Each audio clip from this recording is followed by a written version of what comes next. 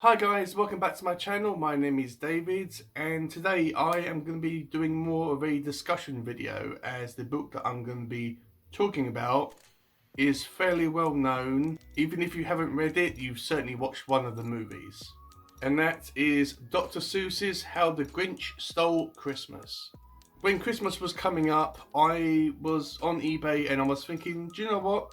I haven't actually read The Grinch. I have watched the original classic animated movie, and I've seen the Jim Carrey movie, and I've seen the Benedict Cumberbatch movie as well, which isn't as good as the other two. But when I bought this book on eBay, I was thinking, okay, it's time that I actually read this book. It's nothing outstanding. I actually knew what it was. I knew it's a children's book that has all these illustrations in it. I'm not entirely sure if these are the original illustrations or whether they are ones that were redone for this book, but they are really good. It's all done in black and white with red to make it to actually make it pop a little bit, if I can talk. So the basic storyline of this book is there is a creature that is called the Grinch, and in this book he really dislikes Christmas. He doesn't really dislike the people that actually are living in the neighbouring town. He doesn't like them, but he doesn't hate them. But his main focus is his strong dislike and hatred towards the Christmas season.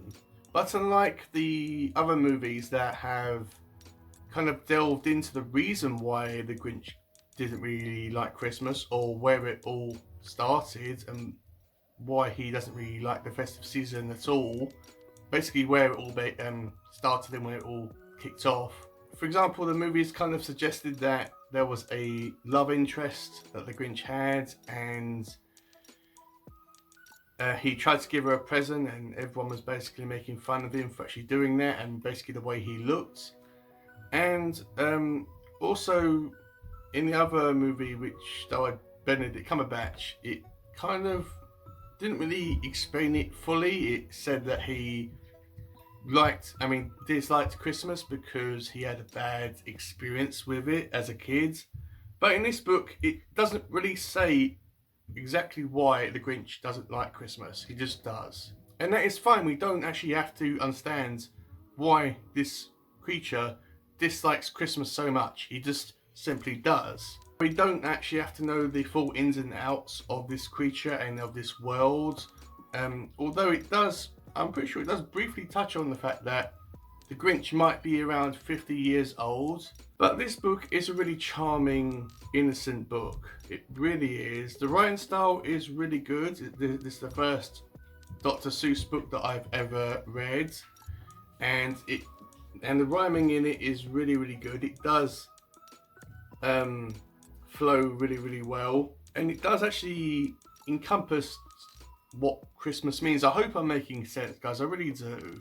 And it does make you think at the end, like, the Grinch goes out of his way to steal everyone's presents, their decorations, their food, everything that encompasses Christmas. He takes it away. But then at the end, he discovers that Christmas has actually come already and he can't do a thing to stop it. So for example, me personally, I could strongly dislike Christmas, just like the Grinch. But whether you like it or not, Christmas is going to come whether you want it to or not. It's going to come. You can't stop it. You can't stop the sun from rising and setting each day. You can't stop tomorrow from coming. And unlike the movie, which gently touches on the fact that Christmas isn't all about buying a load of stuff. It's not all about buying and receiving presents. It's not about eating a large amount of food. It's about family and people coming together. And the book does actually touch on the fact that Christmas is all about people coming together and being around each other for this time, and not just about the presents and the food and the decorations and all that type of stuff. And I did actually like the Grinch's dog called Max. Here he is pulling the sleigh. Max doesn't talk, he's just a standard dog, and it's really cool that he's not really excited about the holiday. He's just like Eeyore in Winnie the Pooh. He's just there. Again, it's not really like specified. We don't really have to know how the Grinch and Max came together. We don't have to have an origin story about how they met as a kid or how we found them as a puppy and all that stuff. I cannot talk about this book by mentioning the Who's of this town called Whoville. They are really one-dimensional. They do not have any emotions apart from happiness and joy, and they, if you think about it, they are the ones that encompass the Christmas spirit, and they give you the impression that no matter what comes their way, that they will get through it and happiness will reign supreme or something like that. I'm not sure whether they are aware about the Grinch. I'm sure that they do. It's not specified that anybody in Whoville tries or attempts to go up to Mount Crumpet, where the Grinch actually lives, and try to, see him and interact with him. They kind of, I think they kind of like know that he's there, but they kind of like leave him to his own devices. But me personally, I like to think that the Grinch is some sort of Who. He's just covered with all this green hair all over his body. And I mean, also, did anyone else think that it was weird that when, at the start of the book, when they were like saying, oh, why did the Grinch dislike Christmas so much? And they said, oh, maybe it was because his shoes were too tight. It's like, he's not wearing shoes. He's basically standing there butt-ass naked. And he doesn't actually have any clothes on. He's clearly not wearing shoes. So I was kind of a bit confused about that. I mean, he does actually put clothes on when he's in his Santa Claus outfit. So does that mean technically, before he put the Santa outfit on, he was basically standing around and walking around butt-ass naked? So yeah, there's something that's going to spoil your Christmas mood, isn't it? But yeah, this is a really charming book. It really is. I'm really pleased that I picked this up. It's not super complex.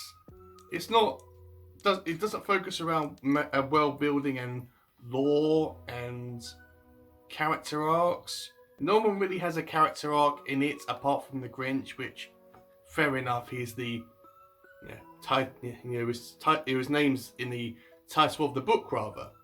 So he's the one that should have the most character arc and character change. So I'm really pleased that I picked this up and that I read it. It didn't take me long at all to read this. You can read this in probably about 30 minutes. It's really short. And I will probably read this every single Christmas. It's not taking up too much room in my room. It's not taking up too much space. So I will probably read this every single year. And yeah, I mean, I really enjoyed this. I really did. If I was actually going to give this a rating, I would probably be fair and just give it 4 stars out of 5. The reason why I'm not going to give it 5 stars is because it's a children's book and it doesn't really go super in depth at all. But I really enjoyed it. I really, really did. And I also just want to briefly mention the character of Mary Lou Who, I think that's what her name is, who interacted with the Grinch when he was in her house. They're really, really, really small. And she interacted with the Grinch when he was trying to steal her Christmas tree and he pretended to be Santa Claus. And he basically tricked the child and said that, oh, there's a light on this tree that doesn't work and I'll take it to my workshop and I'll repair it and I'll bring it back. And there's a good sense of childhood innocence in this book that young children believe the concept of Father Christmas and it's kind of strange actually that the Grinch doesn't really look like Santa Claus at all. He doesn't have a beard. He's just in his Santa Claus outfit. So either the child didn't know what Santa Claus in this world actually looked like, or does actually Santa look exactly like the Grinch? That's something that that actually makes you really think, doesn't it? So that's just my little video. Probably gone on for a bit longer than I would have liked it to. I wasn't planning to do this video, but I wanted to make the effort. This is probably going to be the only Dr. Seuss book that I will ever go out of my way to read. If I do come across any second-hand copies of his books when I'm out and about, and if I'm in the mood, I might pick them up.